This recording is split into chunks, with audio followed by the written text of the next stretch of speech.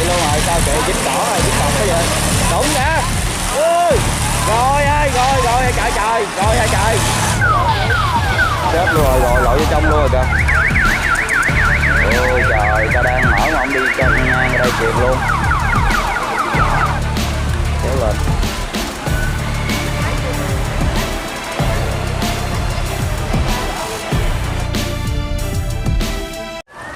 Kéo đây có một chiếc bị chìm rồi nè các bạn ơi. Rồi rồi. Đi cắt ngang đây à. Chết luôn rồi, rồi lội vô trong luôn rồi kìa. Ôi trời, ta đang mở mà ông đi ngang ở đây kịp luôn. Rồi xong luôn. Rồi nhờ anh cảnh sát lại vớt lên nè các bạn. Xong luôn rồi. Kéo lên.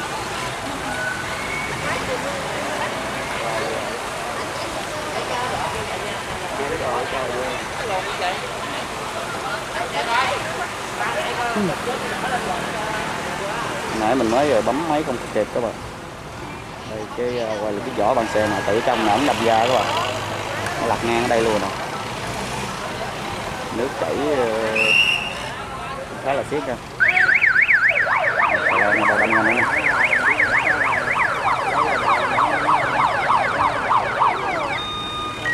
Cái máy là rớt ở dưới luôn rồi đó các bạn.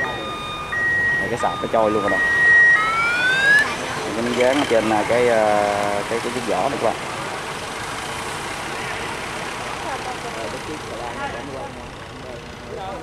Khá nguy hiểm nè. Rồi chiếc xà lan này là ơi là hết lên luôn rồi.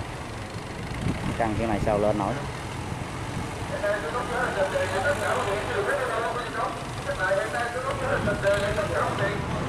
Vỏ nó còn lồi lên khúc nữa các bạn, chưa có chìm hẳn dưới nha.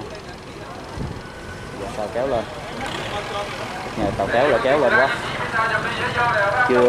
Chưa được phép qua cống mà nhốn nháo lên hết rồi các bạn.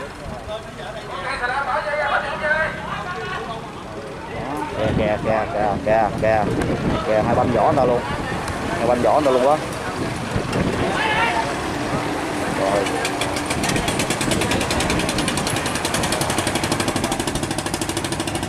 Trời ơi, ông xà lan ổng gấp lên đây chi gì không biết.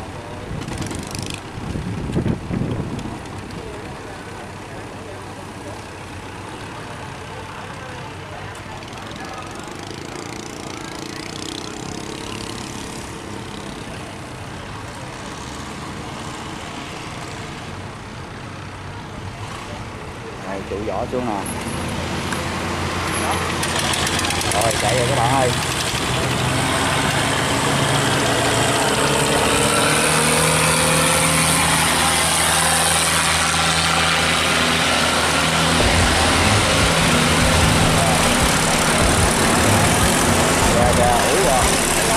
Nó chạy luôn rồi, sao chạy dính cỏ rồi, dính cọt cái gì? Đụng kìa. Ui. Rồi ơi, rồi chạy trời, rồi ơi trời. Rồi. Xong luôn rồi. Đụng ở đây nữa nè. Có ai nhốn nháo hết trơn rồi. Chết rồi rồi. Ủa hai người đó rồi chạy. Ủa đâu có tiêu rồi. Trời. Ủa hai người đâu có tiêu rồi chạy. Chết rồi. Ủa hai ông bà đóng tiêu luôn rồi. Trôi luôn rồi, hai người đóng tiêu luôn rồi trời. Trời ơi. Quá nguy hiểm rồi.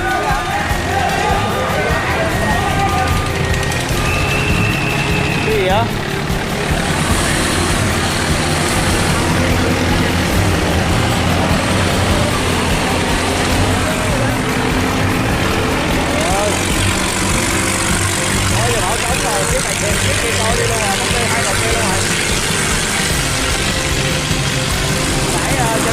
Có hai người các bạn, một phụ nữ với người đàn ông không? Rồi sao đâu không tiêu luôn, không thấy luôn à? Trời ơi, quá trời vật tính, quá trời hồi hộp này các bạn.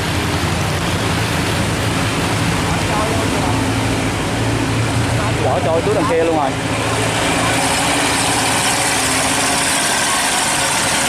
Rồi dính tay cho các bạn ơi.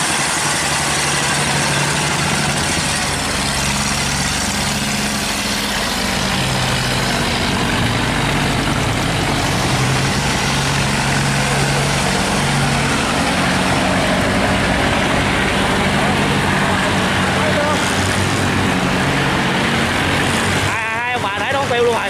Thấy không? Đó trời.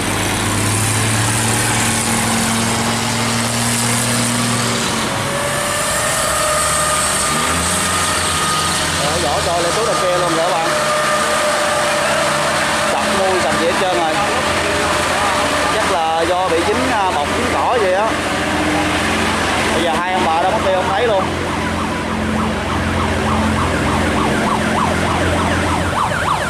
Rồi mới vừa mở cống ra mà thấy lu bu hết trơn rồi các bạn.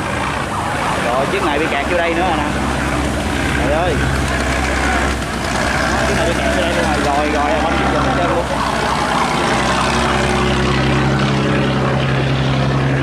Rồi bánh chiếc giùm hết trơn luôn rồi. Rồi chép cho. Chưa chịu tắt máy nữa trời, không tắt máy Rồi không dây luôn rồi đó. không tắt máy chạy. Rồi quay ngang luôn rồi. Rồi xong. Xong kia luôn. Đập luôn. Ôi rồi.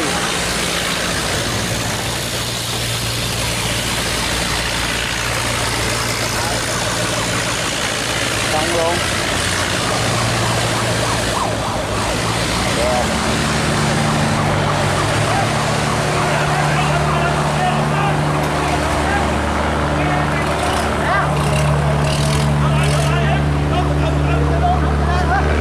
Rồi. Rồi tóm vô luôn đi, vậy một mẻ rồi đó.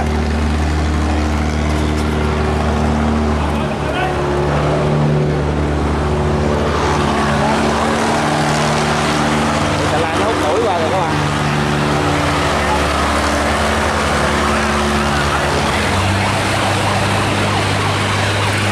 Chiếc vỏ của hai ông bà được cảnh sát giao thông vớt vô nè các bạn. Nhưng mà vẫn chưa thấy người đâu ha.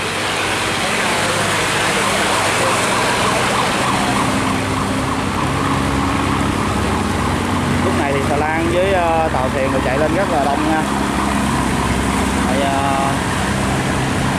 bây giờ mình dòm kiếm hoài cũng chưa thấy hai ông bà ở đâu nữa các bạn. Không biết có sao không nữa.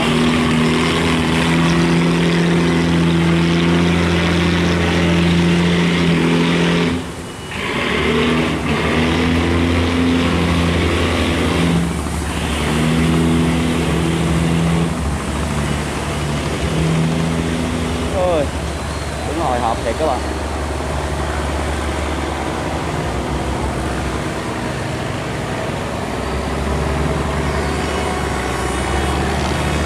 Thật sự rất là tội ha, phía sau khi mà nãy thì có chiếc ghe cây phía sau á, do cái mùi cao quá mà ảnh nó thì sát bên này, đưa vô trong cái điểm mù của chiếc ghe cây các bạn, không thấy cho nên đuổi thẳng lên luôn ha, nó xảy ra sự cố ha.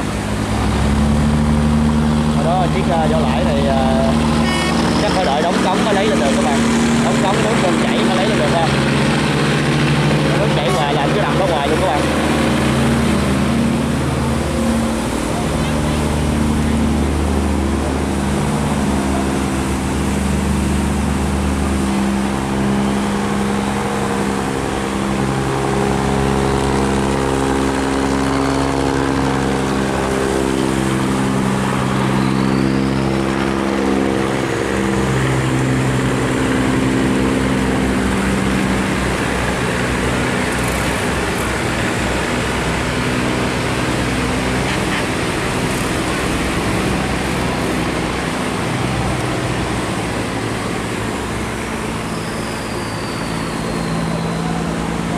Cảnh sát giao thông bắt đầu lên để điều tiết này nè các bạn.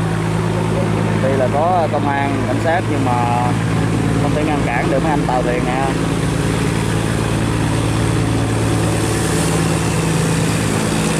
Lúc này thì bắt đầu ổn định lại nè ha.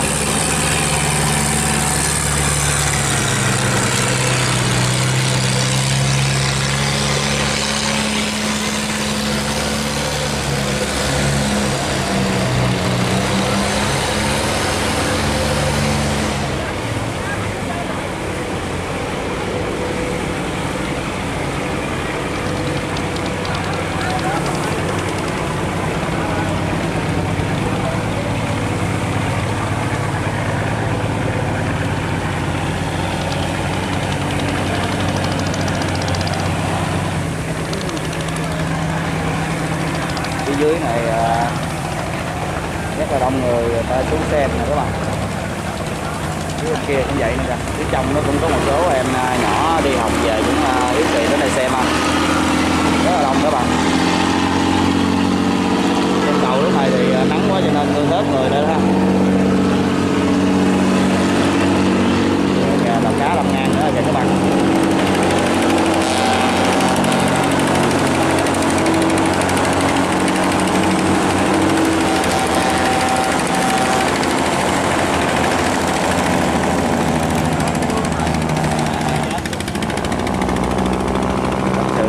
Rất là nguy hiểm không?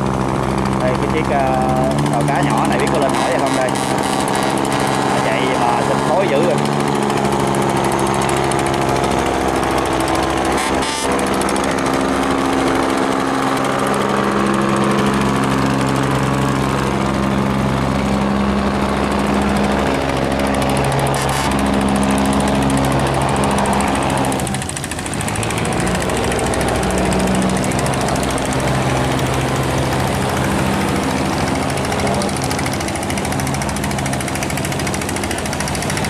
Sao lên trời mới tới đây thấy sụm sụm là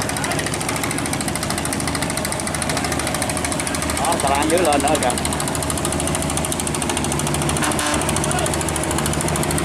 Không biết sao thấy không đây.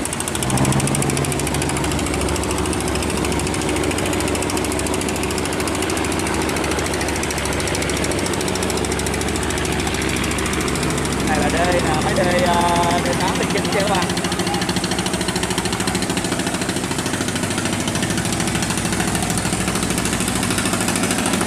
Ghê không?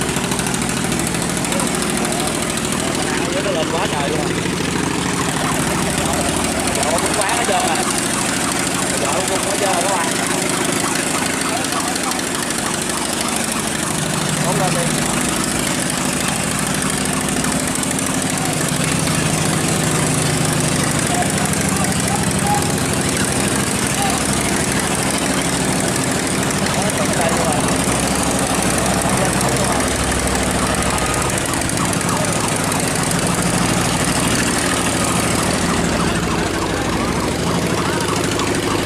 Anh giao thông anh đi ra ảnh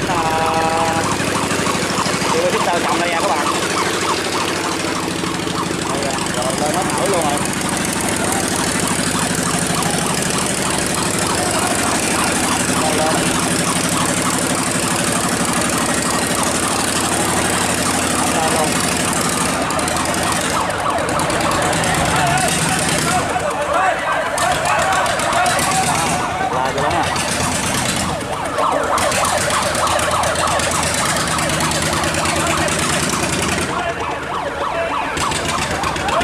Sao ủng tắc lại hết. Dạ, từ từ vô chậm đây.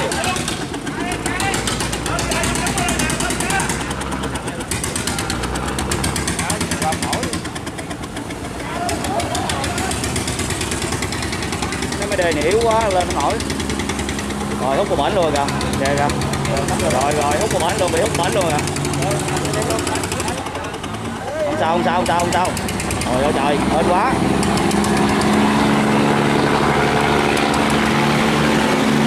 Lái chạy tốc độ quá, nó hút qua bển quá trời luôn. Lái đạp nước ngoài đây chị hỏi.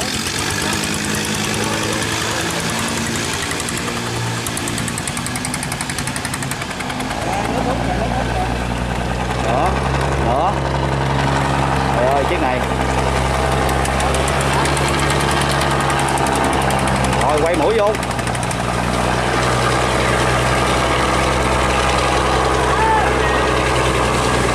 Rồi qua cơn nguy kịch rồi các bạn. Khỏe cho hai vợ chồng hả?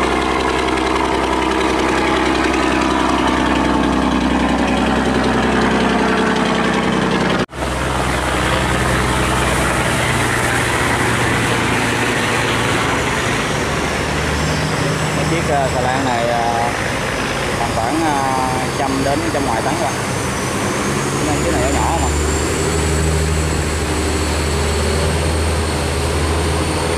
Còn mấy chiếc ngoài kia nó bự không?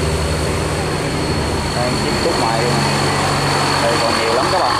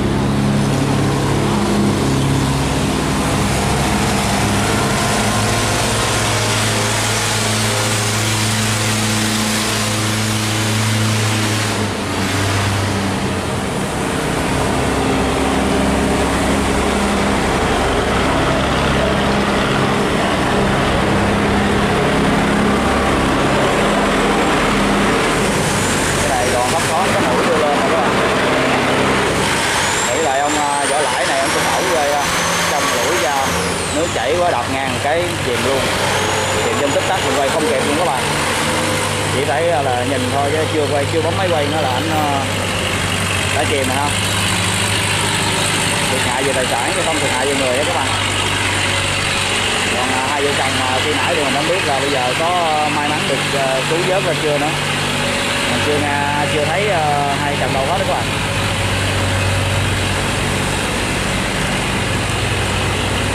Xem trong video nếu mà mình có thích quá mà nói chuyện hơi khó chịu thì mong các bạn thông cảm ha, tại vì rất là hồi hộp các bạn.